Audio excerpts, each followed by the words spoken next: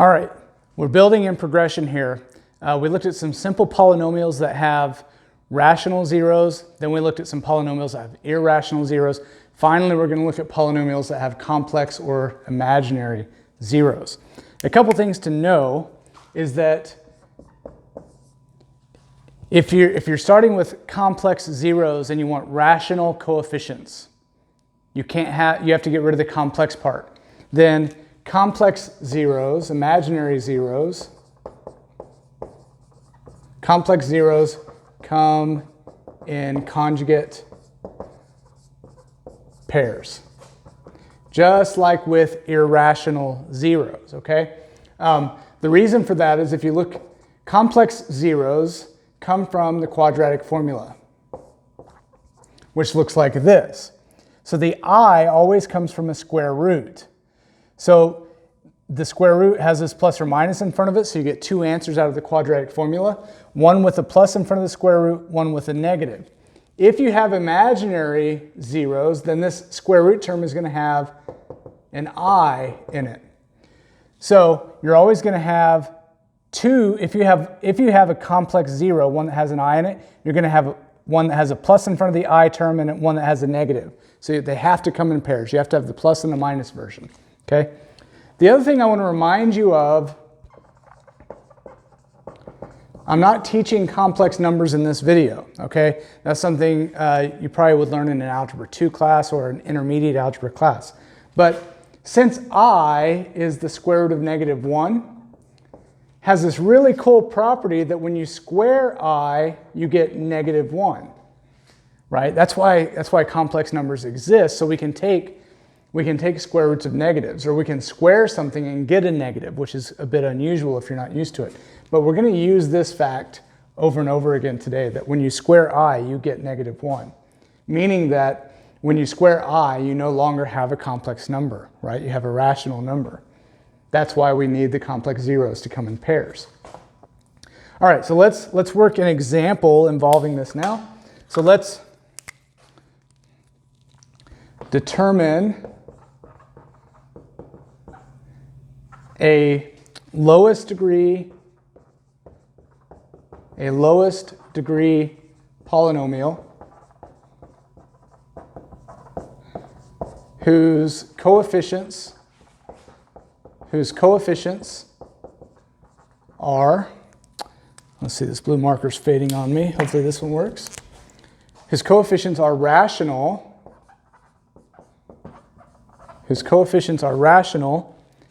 And whose zeros are -7 and -4i. Okay? So you can see that we have a rational zero. We don't have to do anything to this rational zero to get rational coefficients. So he's good. But this guy, this imaginary zero, can cause problems on our rational coefficients. So to get rational coefficients, we're going to have to build in the conjugate of this zero. So let's list all the zeros and their multiplicities. Since we want a lowest degree polynomial, we're going to keep the multiplicities as low as possible. So -7 is going to be a 0, and we're going to give it the smallest multiplicity we can, which is 1. -4i is a 0, again, small multiplicity of 1. But this is complex, so its conjugate has to also be a 0, and it was not mentioned anywhere in the problem. Now, this is the same thing as 0 minus 4i. So the conjugate would be, remember, you need a plus or a minus in front of the I term, which is the 4i term. So the conjugate here is going to be 0 plus 4i. In other words, 4i is the last 0 that wasn't mentioned. It's the conjugate pair to -4i.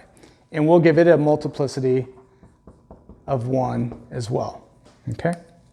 So now we have a comprehensive list of zeros and their multiplicities. To satisfy this problem, all that remains is to create our polynomial. So our first factor is going to be x minus -7, which is the same thing as x plus 7. Our next factor is going to be x minus negative 4i, which is x plus 4i. And last, we're going to have x minus positive 4i. Okay? Now we have to multiply these three factors together. You could multiply your x plus 7 times your x plus 4i first, and then take that result and multiply by the x minus 4i. But in sticking with the other videos I've made on this, and the shortest possible way to do this, I'm going to multiply the two conjugate factors together first. So the x plus 7 is just going to hang out here. So when I multiply x plus 4i times x minus 4i, I'm going to get x squared. All the middle stuff cancels because these are conjugates. And so on the last term, I'm going to get negative 4 times 4 is 16. I times I is I squared. Okay? And this is the key that I mentioned earlier. I squared is negative 1. So that's negative 1. So when I simplify this with no imaginary numbers, it's going to be x plus 7 times x squared. 16 times negative 1 is negative 16. Minus negative 16 is plus 16. And now you can see that after you've multiplied your conjugate complex factors together, the complex part goes away and turns into the rational coefficients that you want. There are no more i's, and if you do this right, if you multiply the I factors together, all of the i's should go away. Okay? So all that remains is multiplying the two binomials. So I get x cubed plus 7x squared plus 16x plus 7 times 8 is 56. So 7 times 16 is 112. And so here we have the smallest degreed polynomial. The coefficients are rational, and it has negative 7 and negative 4i as two of its zeros. It also has positive 4i as a zero, which it has to have if the coefficients are to be rational. Okay? So let's look at one more example where the complex zero is two terms instead of just one term.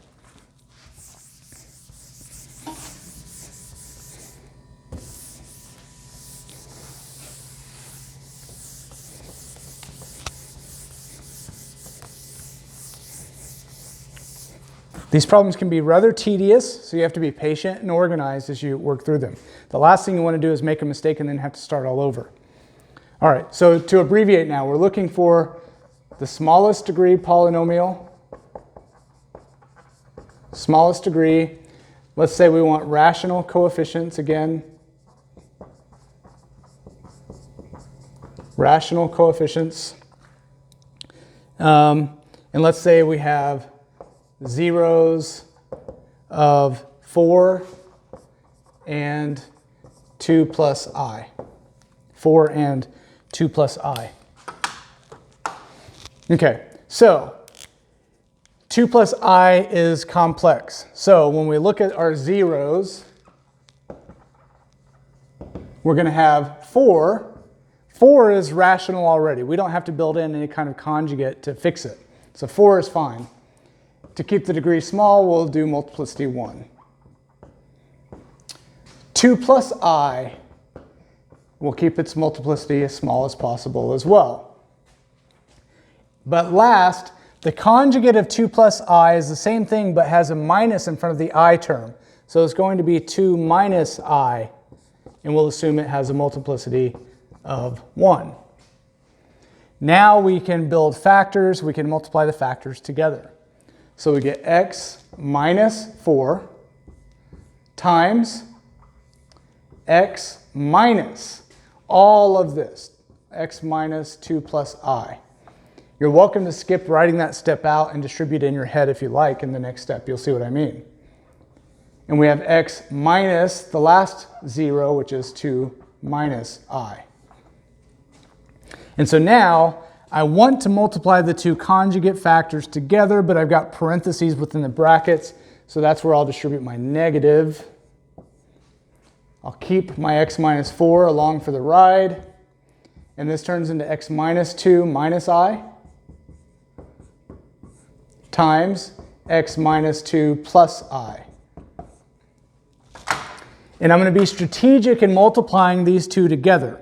You can certainly take and multiply each term by each term, giving you 9 terms, because you take x times all 3, negative 2 times all 3, negative I times all 3. That's the most basic way to do this problem, and try that out if you like. I'm going to show you the most efficient way to do it. Because they're conjugates, you can think of them as conjugates by looking at x minus 2. And then the second half is the minus I and the plus I. So they're the same thing, except one has a minus in the middle and one has a plus in the middle. So what I'm going to do is distribute my x minus 2, which gives me x minus 2 times x minus 2 is x squared minus 4x plus 4, right, if you multiply that out. So x squared minus 4x plus 4. And then I'll get x minus 2 times positive I and x minus 2 times negative I. Those add to 0. So all that remains is negative I times positive I, which is negative I squared. Negative times positive is negative. I times I is I squared. Now I'll just carry down my x minus 4. Now, remember what we said about I squared. I squared is negative 1, right? So that's negative 1. So my constant here turns out to be 4 minus negative 1, or 4 plus 1, which is plus 5. So I've got x squared minus 4x plus 5 now, right here. And you can see we went from this messy I stuff to this nice trinomial with no complex numbers left. So there's a good chance we did it right. If there's no complex numbers left, you probably did it right. If you do have imaginary numbers or I left, you definitely did something wrong. All right, so all that is left is to multiply by the x minus 4. So x times x squared is my x cubed. Then I've got negative 4x squared and another negative 4x squared, which gives me negative 8x squared. Then I'll do my x terms. So I've got positive 5x, positive 16x, and that's it. So positive 5 plus 16 is 21x. Okay? And then last, negative 4 times positive 5 is negative 20. And that is the polynomial of lowest degree with rational coefficients that has these numbers as zeros.